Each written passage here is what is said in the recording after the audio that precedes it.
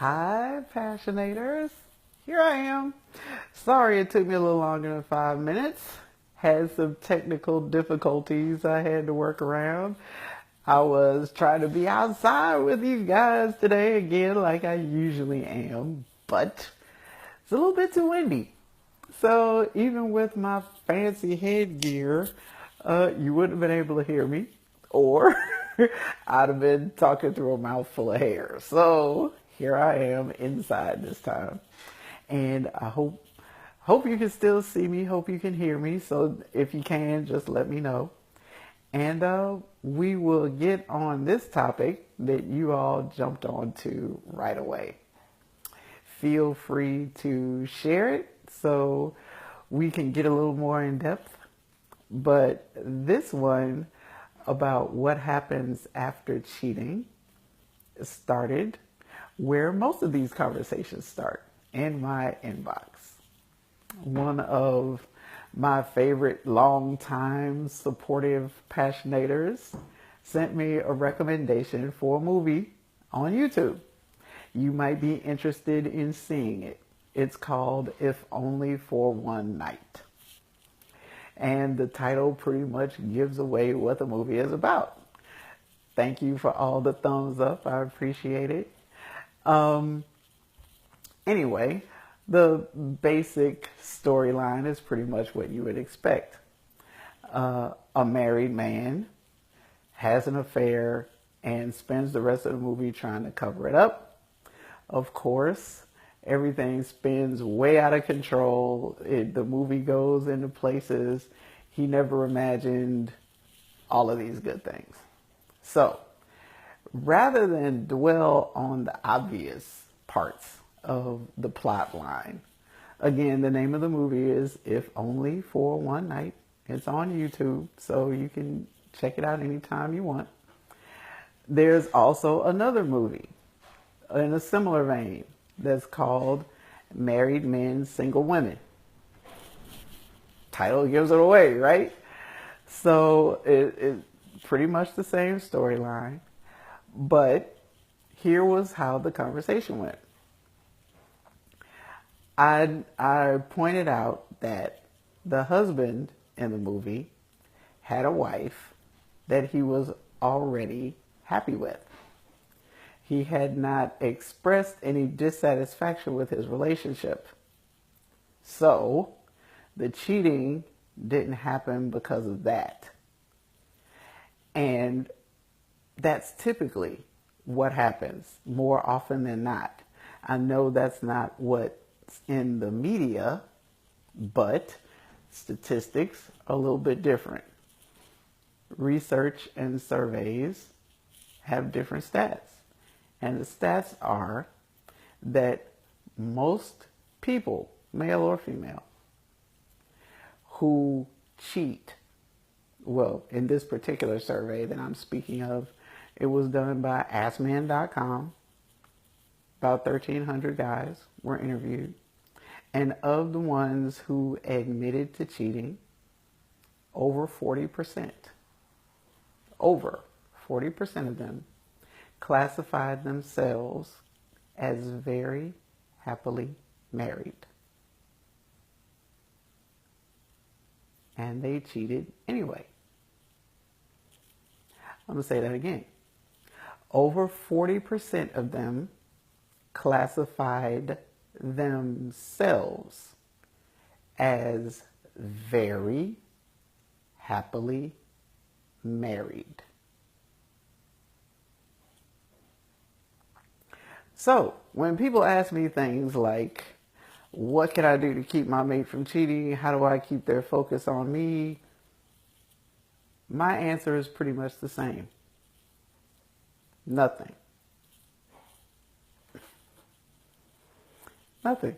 I don't have any magic trick. I don't have anything like that that is going to poof, fall out of the sky and make your mate decide to commit to you and turn away from all other options. That's not how this works. That's not how any of this works.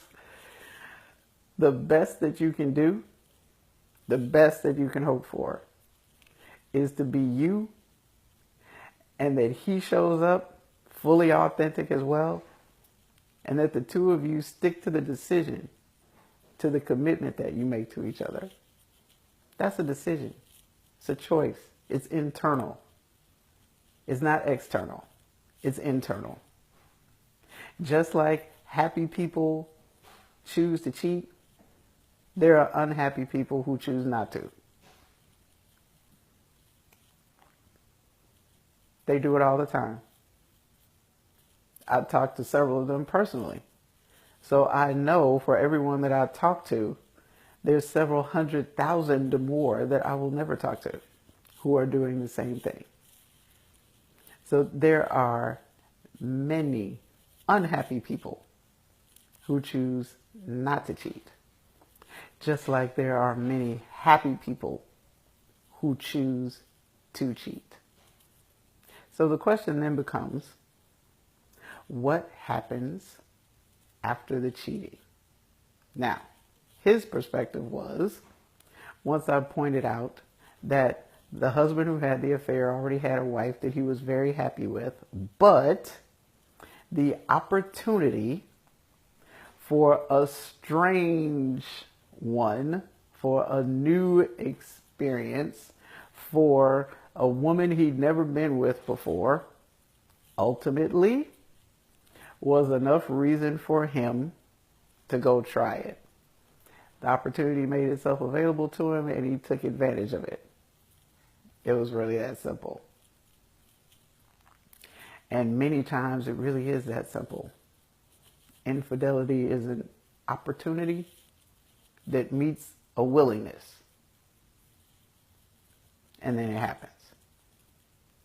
So, once I pointed that out, his response was, I'm paraphrasing now, but his response was, maybe. Because he didn't have to cheat. I mean, there was a time when cheating was unthinkable. And just like anything else can be overcome, so to speak, any other vice can be overcome, cheating can be overcome. It doesn't have to happen. People choose it. I said, okay, that's factual. It doesn't have to happen. But it never did have to happen. Even back when it was unthinkable, quote unquote, it was still happening. And it was still happening frequently. That's a big part of the reason why society went so far to make it unthinkable. Why they tried to make it so difficult. Why they tried to make the consequences of it so horrible that people wouldn't do it. And they kept doing it.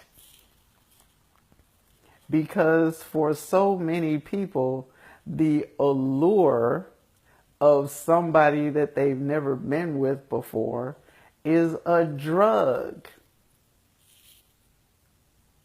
It's that dopamine bath. They are chasing that high that they get typically from the new, or what they consider to be new, for the new experience, for the new person, for the somebody who has no preconceived idea of who they are, how they are, what to expect from them.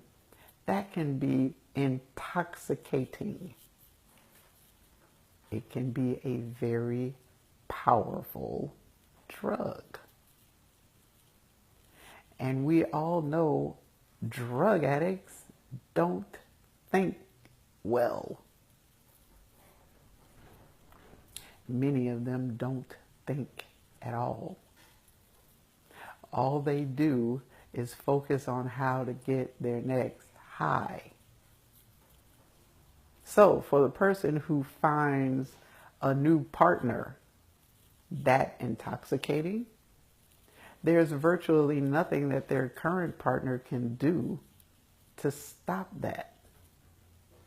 But the good news is it doesn't have to be stopped.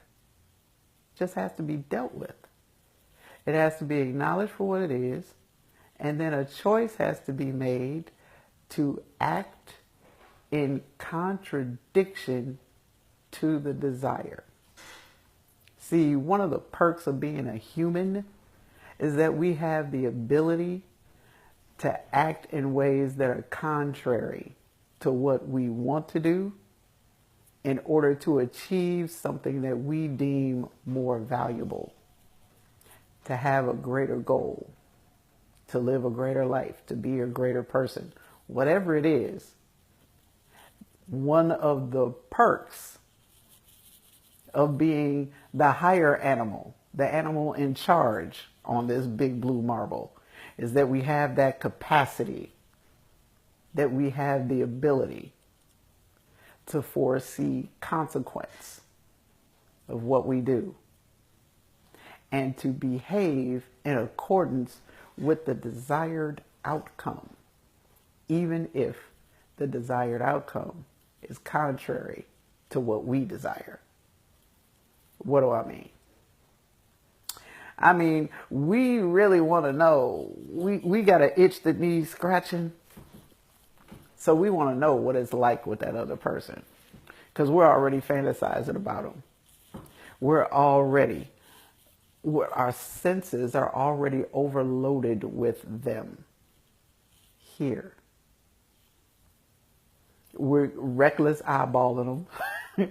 We're their aroma, their sound, their texture, even if only in our mind, even if we haven't actually touched them, we've imagined it. And because we've imagined it so vividly, our brains process it as if it is actually happening, because our brains don't make that distinction.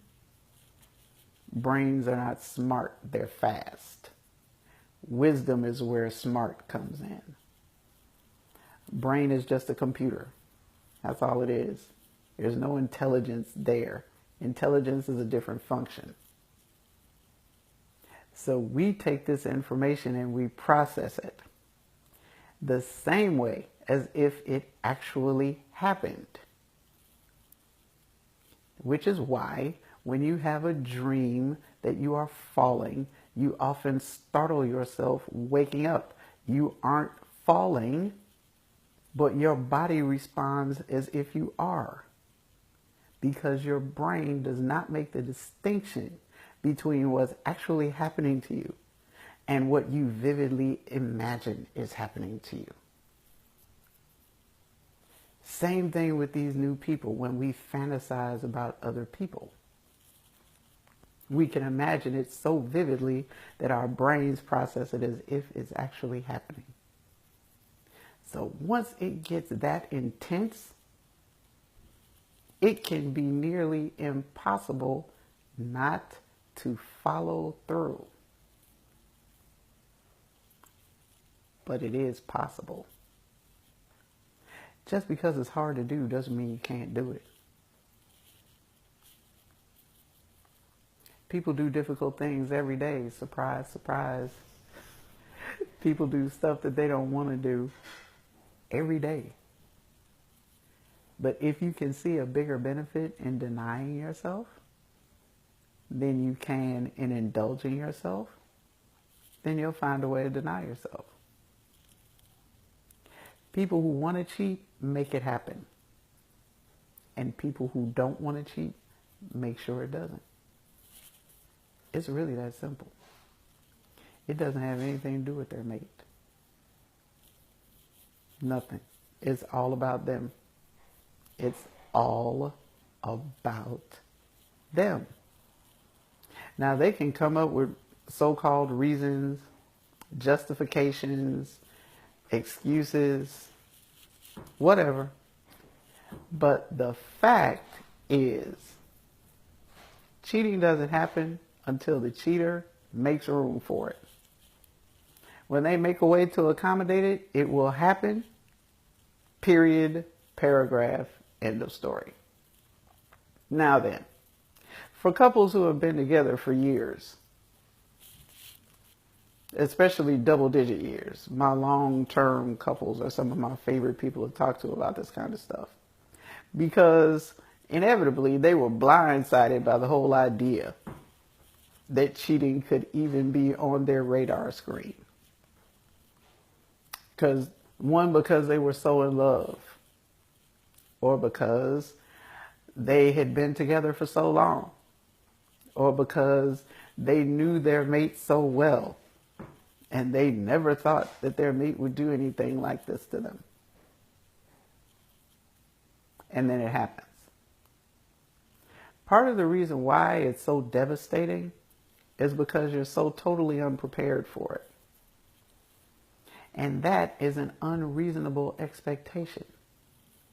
But we have such unreasonable ideas about romance and about love and about commitment and how it actually works that it's easy for us to be let down and disappointed because we are unreasonable from the beginning.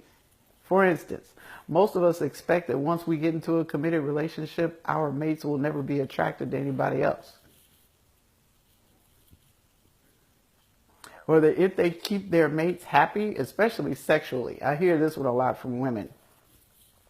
If I do what my man wants me to do, if I'm giving him everything he wants at home, he has no reason to cheat.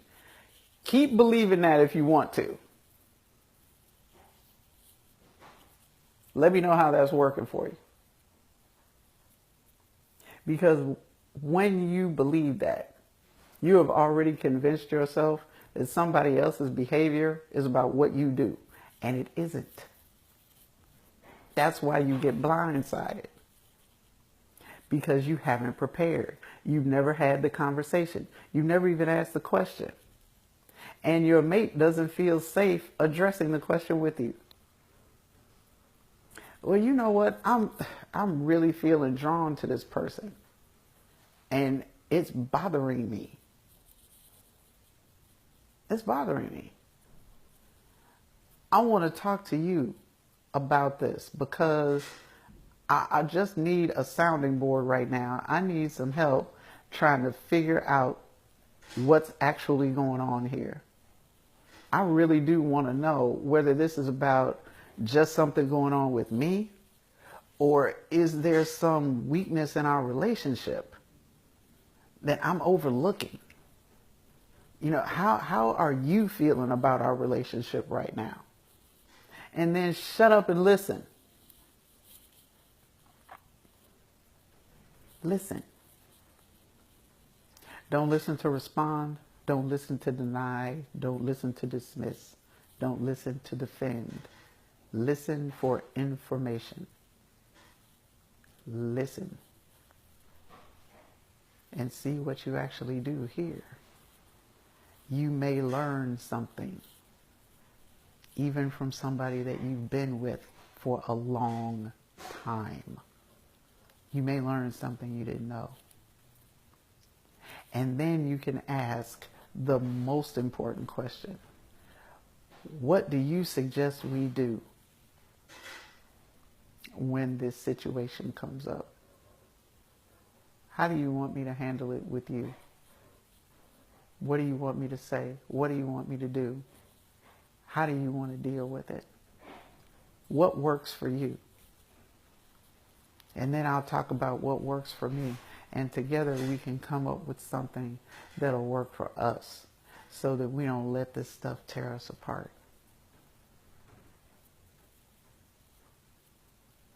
A little different, huh? Of course it is. But it's honest. You know that honesty that people always say they want in a relationship? When they're lying most of the time when they say that. Because that's not really what they want. What they really want is what they want to hear. They don't want to hear the truth. They want to hear what they want to hear. And so if your mate comes to you and says, I'm like uncomfortably attracted to this person and I need to talk it out, can I talk to you about it? Because I have to figure out how to handle this. I have to figure it out. And to help me figure it out, I got to find out where is it coming from? Whether it's me or whether it's us. And then you have somewhere to go that actually makes some sense. You have somewhere to go that doesn't look like a rehearsal for a reality TV show. Then you have somewhere to go where you can actually have an opportunity, a real opportunity, to forge some intimacy with your partner that you can actually grow, that can actually bring you closer together instead of driving you apart. But you have to be honest. So back to the movie, he wasn't honest. And it ultimately tore his relationship apart, like it does in most movies. Which is why most people believe that cheating ends relationships, and it doesn't. Most of the time, when cheating happens in a relationship, the relationship stays together. There may be a separation. Somebody might move out for a little while. They might even break up. And if they're married, they may even get all the way to divorce, only to get married again.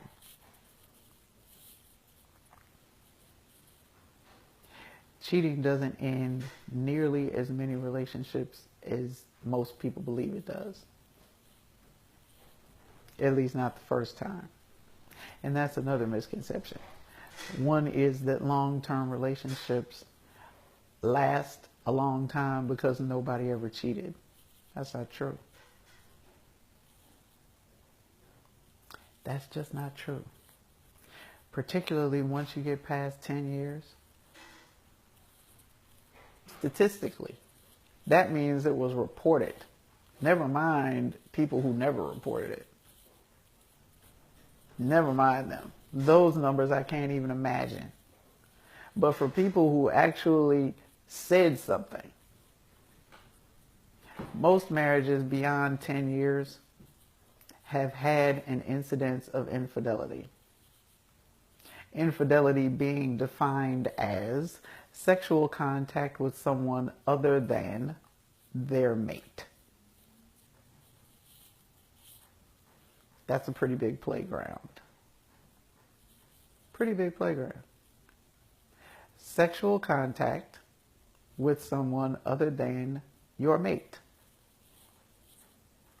Now that didn't include all the other things that didn't involve contact. Like those pictures you delete out of your phones. Or those conversations that you have on that secret telephone that your mate doesn't know anything about. Or those conversations that you have while you're at work or on your way home from work or when you're standing in line waiting for someone else that you would never be having if your mate was there with you. Doesn't include any of that. That was strictly about sexual contact, which really opens a pretty big door beyond intercourse, beyond just genital intercourse. Opens a pretty big door. But a lot of people still believe that long-term relationships last a long time because there was no infidelity. And I'm here to remind you that that isn't the case. They last a long time in addition to infidelity, not in the absence of infidelity.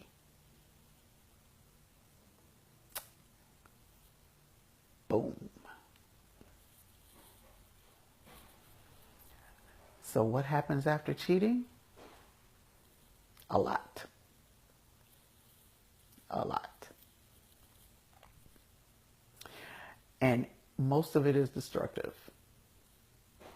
Most of it is destructive, particularly initially, because it's so emotional and because the pain runs so deep and because it feels so personal, even though most of the time it really isn't. Unless it's that whole revenge thing, then it has an element of being personal. But even then, a legitimate argument can be made that it isn't personal. It's just that you became the target. And that's how personal it was. But they would have done the same thing in the same situation with somebody else. So in that sense, it's not personal. It's not about you. It's what they do. It's how they deal with whatever the situation was that they used to justify cheating in the first place. That's why it's typically not personal. It feels personal because it's happening to you. But the fact is that it would have happened anyway if the cheater had been in that same situation, but he had been in a relationship with a different person. Or she could have been in a situation like that with a different person. She would have done the same thing. That's what I mean by it's not personal. But because you weren't prepared for the pebble, when the pebble turned into a boulder, it wiped out the relationship. That's why cheating destroys relationships. Because the people in the relationships haven't prepared for the inevitability of their attraction to people outside of their relationships. They haven't prepared for that. They just assume that everything's going to fall into place. And that if they love you enough, they would never do that to you. People cheat on people they love every day. What do I mean by that? People cheat on the same people that they would throw themselves in front of a moving bus to save. If they saw their mate in trouble, in mortal trouble, in trouble that could kill them, they would throw themselves in between their mate and whatever could kill them. These are not random people. They love these people. And they cheated on them. This isn't a measure of love. It's a measure of commitment. And not even commitment to your mate, but commitment to your commitment. But that's another video. That's what I typically talk about when I'm actually working with a couple. So I can't really get into it on Facebook because this just isn't the right place for it. But I did want to introduce the idea while it was fresh in my mind, and because it is such a big issue that's never going anywhere, I figure I just can't talk about it enough. But the fact is, long-term relationships aren't long-term because there was no cheating. They're long-term in spite of the cheating. Does that mean that there are not long-term relationships where there was no cheating? It's not what that means at all. There are, in fact, long-term relationships where there was no sexual contact outside of the marriage. That happens as well. It is just not the majority. So with that in mind, and with divorce statistics being as ridiculously high as they are, it would be to your benefit to be preventive rather than reactive. Because reactive is typically destructive and only adds more damage that makes it more difficult to recover from. I also know couples who have survived infidelity and become better couples as a result. Does that mean I recommend infidelity to build a stronger relationship? Not even close. Not even close. Because there are so much more effective ways to do it. But it requires you to tell the truth. It requires you to tell the truth. The truth first about you to you. And then to be sure that you are consistently truthful with your mate about you. Not about them. About you. So that they can make an informed decision about how to deal with you. That's what adults do. That's what adults do. Adults have honest relationships. Honest at all cost. Honest no matter what. Honest. Not manipulative. Not this domination and control thing. Not any of that. Honest. Tell the truth and surprise yourself. Because people really can deal with a whole lot if they just know that that's what they have to deal with. They just need to know what they're dealing with. They can deal with your pain and your promise, but you have to let them in on it.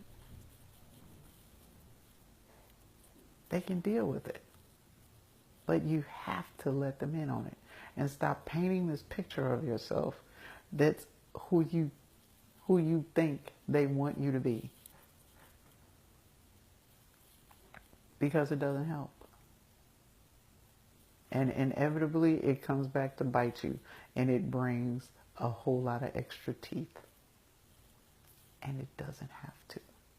Because most of the time, when you give people an opportunity to love you for exactly who you are, they will still love you for exactly who you are, and not who you pretend to be.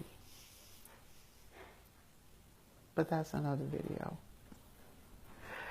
Actually, that's not a video. That's a live event. But I'm working on that too.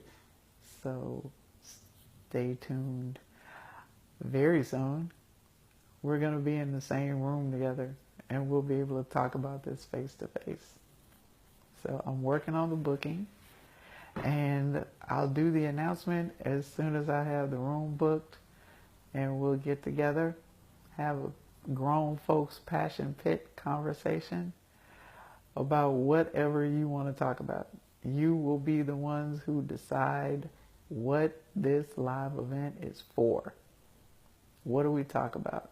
What is it that's on your heart? What is it that shows up most often in your world? What is it that you just can't seem to get a handle on, that you finally want to get handled?